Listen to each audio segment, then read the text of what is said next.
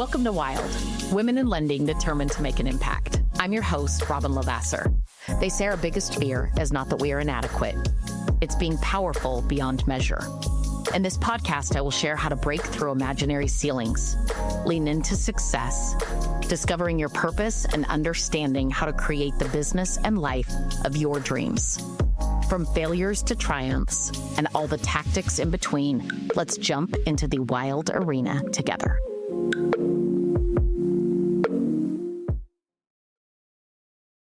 Welcome back to the Wild Podcast with Robin Lavasser.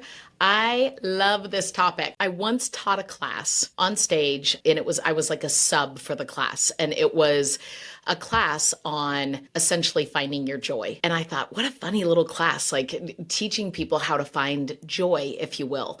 And when I was asked to come in on it, I was actually replacing somebody that really, they had a family emergency, but they were the epitome of joy. And so I took a step back for a minute, a little unprepared for the class. And I started to really think about the teacher that I was replacing, the coach, if you will, and why I had so much admiration for her. And a huge part of it was actual joy. And so let's talk about joy in business in general. And I want to start with something that I heard and it stuck with me years ago that I hope that it sticks with you. And that is, there is a difference between happiness and joy. Happy is fleeting. Happy is, I just funded a loan. I just got a lead. I'm smiling. I just got an underwriting suspense. I'm madder than heck. And it's not that those emotions can't exist, but joy is a presence that really brings peace.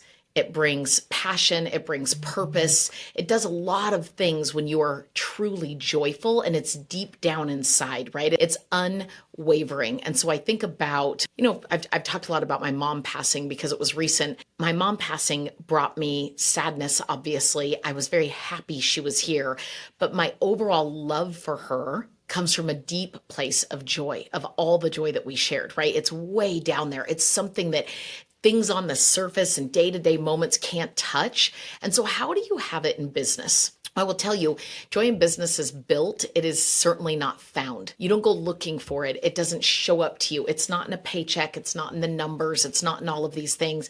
And when you were feeling a lot of burnout, a lot of frustration, every day feels like a grind or a disappointment potentially, or just hard, like you have to run at a blood pressure that's, 20 points higher on each score than what it should be. That's not joy. Joy is really being passionate and purposeful in what we're doing. And so how do we find it? How do we build it for ourselves in business directly? One, who do you love to work with? Who do you love to work with? When was the last time you really sat down and said, my ideal? I think it's something that people do, especially nowadays. You can see it with like, what would my husband or wife look like, right? What's my ideal type, if you will? And yet we don't often define in our clients, in our referral partners, in our team members, in our company, who we want to work for and with, and why we want to work for and with them. So there might be different qualities like level of trust that you have, respectfulness, maybe joy, fun, right? Happiness, collaboration, camaraderie, great competition. That can actually be used as a beautiful thing. It doesn't have to be a let me trip you to make sure that you don't win. It can definitely be a let me push you, and may the best man, if you will, or woman win at the end of the race, but at least we played and pushed each other in that competition at the highest level. There are a lot of things and qualities. Referral partners are a big one. I can tell you one of the most empowering things I ever did was actually fire a producing referral partner, meaning they were actually sending me business, but it was sucking the joy out of me. And I realized that I needed to cut ties in that space because losing that joy wasn't just in that direct relationship or having to pick up the phone or interact. And what's interesting is I like them as a personal person, but not a professional partner. I was able to describe that and define it for myself, and then really let go of that relationship, which I also think they weren't finding joy in either. And the only way to do that, right, was to create enough leads, to have a big enough pipeline, to really define who our clients are, who our realtors are, who we want to work hand in hand with. This is in any sales business in general, because if you're trying to be something to everybody, you will provide yourself needless suffering, right? There won't be a lot of joy in what we do.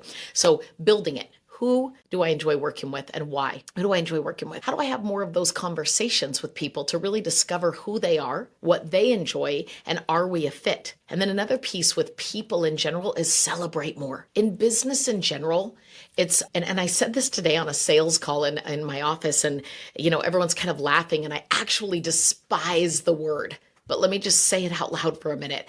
When we stand around and talk to people, or we go share something, when we're mad, we tend to want to get up and go share something faster with somebody than when we are joyful, we are proud, we are passionate, we are purposeful. It's funny, that's actually a trained behavior within ourselves to stop for a minute and say, gosh, do I walk around sharing negativity? Or do I walk around sharing positivity? Do I celebrate the little and the big things? Am I the person that walks through the office, if you will, high-fiving? Am I the referral partner that when I call, people are joyfully answering on the other line because of my joy, right? How does that work? And so the funny little analogy that I do is I always say negativity is such a funny thing because for me, and I raised boys, have a husband, all those things, and I still can't stand the word. It's one of those words that I just like nails on the chalkboard. Negativity and standing around talking with and wanting to share it with all these other people is literally like saying, everybody come here.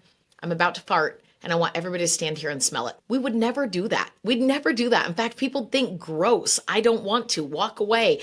Go take care of that yourself, right? Don't do it in front of people. And yet we don't do that with negativity. We're like, oh yeah, let's all stand around and possibly vent or complain or not solution-based. And then there's those different people that feel like they're always joyous. And sometimes people think, oh, they think they're better or they're righteous and those kind of things. No, they're joyful. Figure out why and how. Because actually celebrating wins, actually having conversations with the people that you do want to work with and blowing things up. Oh my gosh, I'm so excited to have you get pre-approved, like making it a big deal and having fun with it versus, yes, you're pre-approved. Here's the interest rate that potentially would take place. Here's this. And there's no joy in it. There's no fun in it, right? One of the terms that I used to use all the time is happy house hunting. Like just a little tiny switch, right? Happy house hunting. Have fun with this because there's a lot of pieces that I can't make all that fun. So let's make what we can fun and we can make fun and what we can celebrate into a bigger deal. What are you contributing to? How often do you reflect yourself? Because this is a big joy builder, if you will. What do you do every single day or every single week that matters? What matters? How many times do people send you something that say, thank you for that? Like, man, you really got me, right? Like I got to go spend a bunch of time up Kennewick, Washington with one of our branches. And I got a message from a few realtors that I was able to stand with after I taught and literally just talk to them and give them some spot coaching. And I got the kindest message. And I thought, not in an egotistical way, but if I were to write something down that day that mattered, I would write like, man, the time that I spent with Amanda, it mattered. So mama with a little girl and really wanting to build a big business. And we got to spend about 10 minutes just digging in for a few minutes and talking. And it mattered. If I don't remember that and 10 other hard things come at me during the day, and I just think, it's just a hard day versus, man, did Amanda and I have this beautiful conversation where it was impactful. It was impactful. It mattered. The hard stuff can matter too. Right? How we decide to say and what we decide to kind of track and reflect on is a really big deal. Share stories, not just stats. I cannot tell you how big this is. We always want to familiarize, especially in lending with an underwriter, we want to make the file more human. And we're really bad in this industry, especially in real estate and in lending, where we just stay stats. I closed 19 this month. I closed 8 million this month. I did this, and it's all very statistical. It's not relationship based.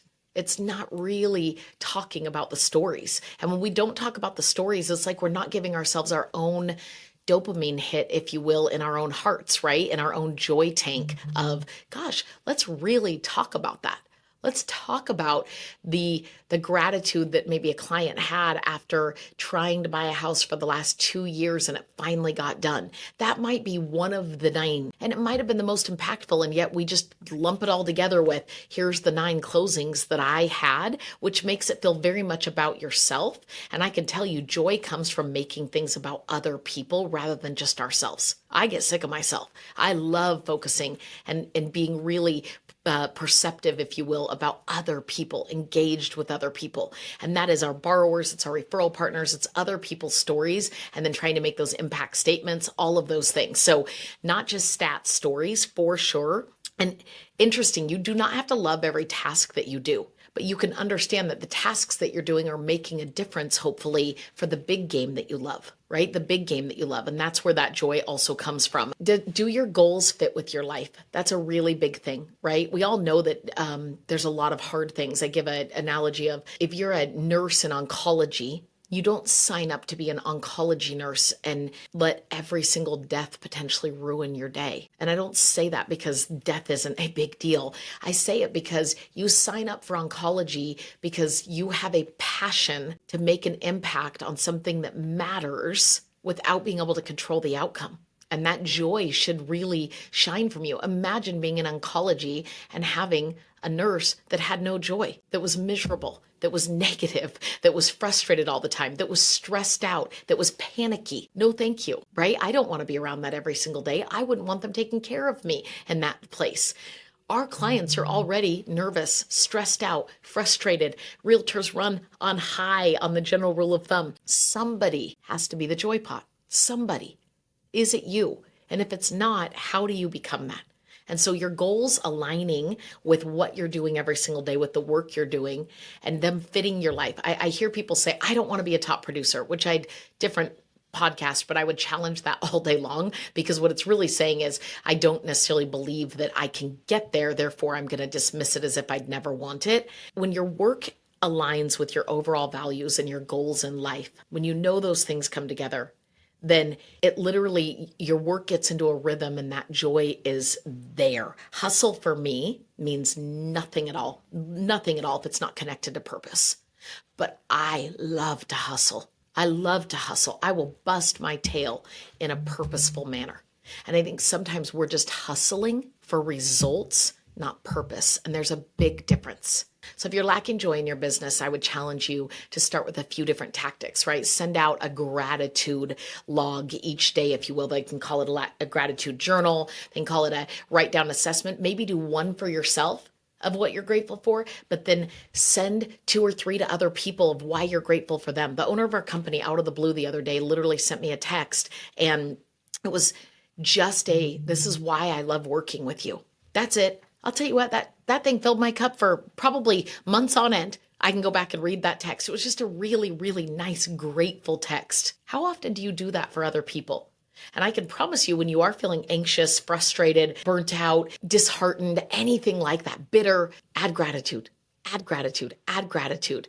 Joy check-ins. This is where the venting goes away and the negativity goes away. And instead you say to somebody, what are you really enjoying in your role right now? What do you love about the work you're doing? Where do you feel successful, right? And really dig. Don't just take the surface answer. Really dig and hear something, because I'll tell you what, culture stays safe when joy is part of it and it's being shared, right? That's when you protect culture, through sharing of joy. For sure, bar none. We do a lot of gratitude in our branch, a lot of sharing of joy. And then the other is just re-anchoring your purpose of why you're doing something, and then does your calendar reflect the priority? You don't get to do a lot of it without the lead gen. So know that, hey, I don't love lead gen, but I do it because, man, do I love the next step. I love the next step. If you're lacking joy, find a few things. And remember that joy doesn't always have to be loud, but it is felt. It's a presence. You know, right now you could probably make a list of 10 people that you go, that is a joyful person.